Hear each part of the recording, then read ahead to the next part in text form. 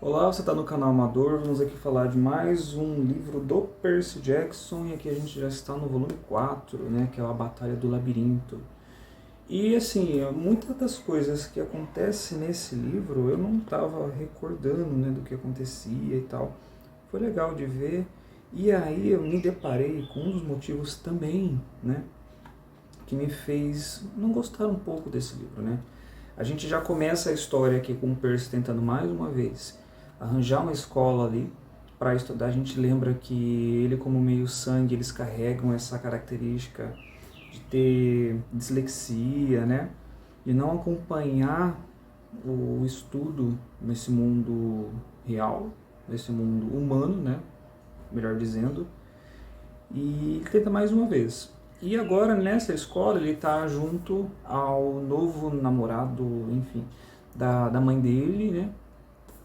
E mais uma vez tudo dá errado, acontecem as coisas feias, né?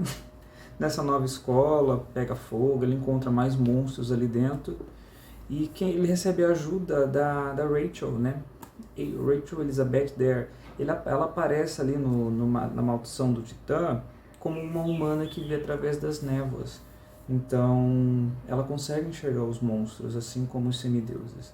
E ela ajuda o Percy nesse momento.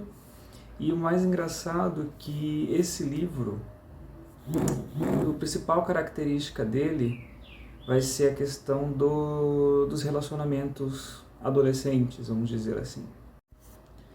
E a Annabeth estava com um encontro marcado, né, com o Percy, ela queria ir no cinema com ele, e ela encontra o Percy junto de quem? Da Rachel, e já começa a sentir ciúme dali, né? Tá com o celular dela, enfim. Aí eles voltam pro acampamento Meio Sangue com a ajuda da Rachel. Lá no acampamento Meio Sangue, eles têm contato com o labirinto, né? O Dionísio, né, o senhor D, que é o diretor ali do acampamento, está afastado, e ele coloca uma pessoa ali no lugar dele para ajudar, que é o Quintus. E durante ali uma atividade que eles têm que fazer essa atividade em dupla. Aí está o Percy com a Annabeth. E eles descobrem a entrada do labirinto. E o labirinto está sendo alvo ali de objetivos, né, do Luke para fazer com que os monstros ali que estejam de acordo ali com o plano de Cronos, fazer eles se deslocarem ali por dentro daqueles Estados Unidos ali, ter uma dominação, né? E para isso o Luke precisa do fio de Ariadne, né? Para tentar, né? Para tentar não, para ter todos os guias ali para saber se locomover dentro do labirinto sem se perder. E para isso eles precisam achar quem? Dédalo, que foi o grande criador do labirinto. Então a gente vai ver muito dessa história mitológica sobre Dédalo, sobre Ícaro, sobre o que Dédalo fez com Perdiz e tudo isso dentro aqui dessa história. E uma das coisas que me deixou um pouquinho com menos vontade, ou falar assim, não foi o melhor livro que eu li até agora, foi justamente no sentido de que eles conseguem entrar no labirinto, mas é um entra e sai do labirinto toda hora. Eles entram, saem, e saem com muita facilidade, e entram com muita facilidade também. Então esse entra e sai, você fica pensando que, nossa, deve ser muito fácil. E assim, a batalha do labirinto, né? No título já vem a palavra labirinto aqui, então você espera que muita coisa aconteça ali dentro, mas com o decorrer da história você vê que muita coisa não acontece ali dentro. Ele serve de base ali para levar as personagens ali para determinados pontos, mas uma batalha propriamente dita a gente não vê ali, né, a não ser no grande desfecho.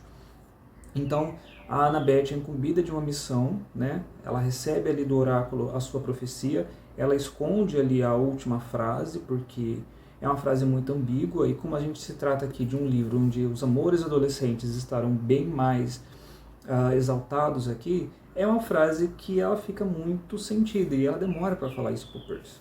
Então eles vão ali para dentro do labirinto, vai os quatro, né? Os quatro principais, Annabeth, Percy, Groover e o Tyson. E o Groover vai junto porque ele está na busca ali para encontrar o Deus Pão, o Deus perdido ali, e ele tem um ultimato dos conselhos ali dos sátiros que ele precisa encontrar. Senão, ele deixa de ter a sua carteirinha ali principal de buscador ou algo do tipo. Eu não lembro o nome certinho que ele tem aqui.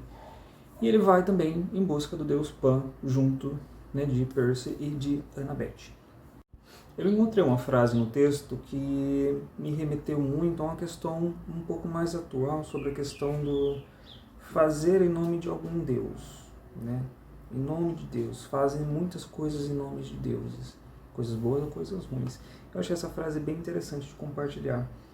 Tem um momento ali que o Percy ele encontra um outro filho de Poseidon, o Anteu. E o Anteu, ele comenta para o Percy que ele é filho preferido de Poseidon, né? E o Percy fica meio que tocado por isso, porque o Anteu é completamente o oposto dele, né? Ele é violento, ele é levado pela maldade, e se declarar como um filho preferido de Poseidon deixa, né, o Percy meio cabisbaixo. Só que aí o que acontece? O Percy ele consegue depois ter um contato com Poseidon logo no finalzinho, né? E ele pergunta para Poseidon se esse comentário de o Anteu ser o preferido do Poseidon, depois de tudo que ele já fez, é verídico. Aí o Poseidon comenta para ele, né? Percy, seres menores tomam muitas atitudes horríveis em nome dos deuses. Isso não significa que os deuses aprovem. A maneira como nossos filhos e filhas agem em nosso nome, bem, e não em geral diz mais sobre eles do que sobre nós. E você, Percy, é meu filho favorito. Então, assim, em geral diz mais sobre eles do que sobre nós. Pense bem antes, né, de a gente encarar aí, hoje na atualidade, muitas coisas que se fazem em nome de Deus, nome de deuses.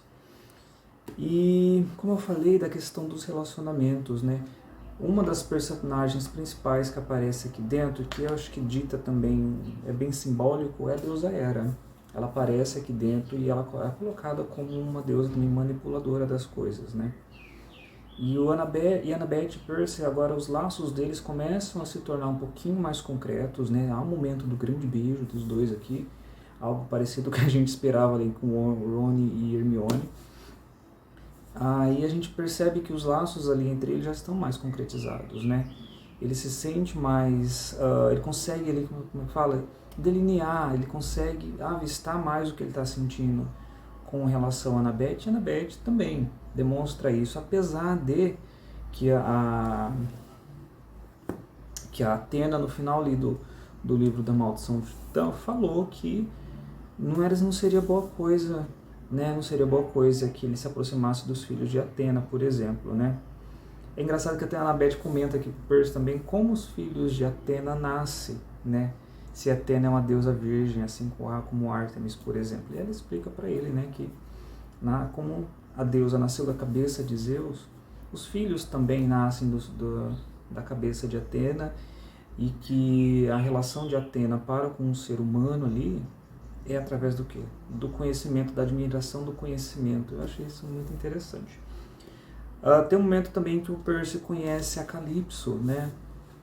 E a Calypso, ela também mexe com ele, porque há um momento ali em que ele poderia abandonar tudo isso e ficar ali, né?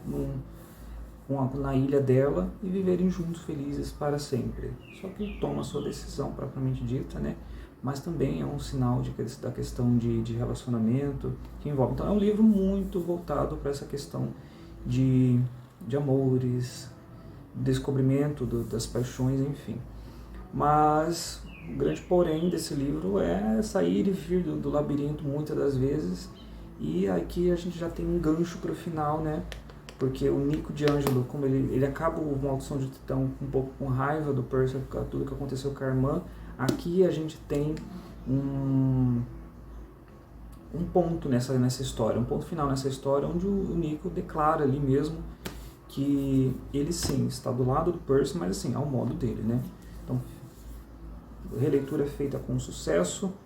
Vou começar a ler agora o último Olimpiano, depois trago pra gente comentar aqui. Se você gostou do vídeo, se inscreva no canal, tem vídeo aí toda semana, e até a próxima.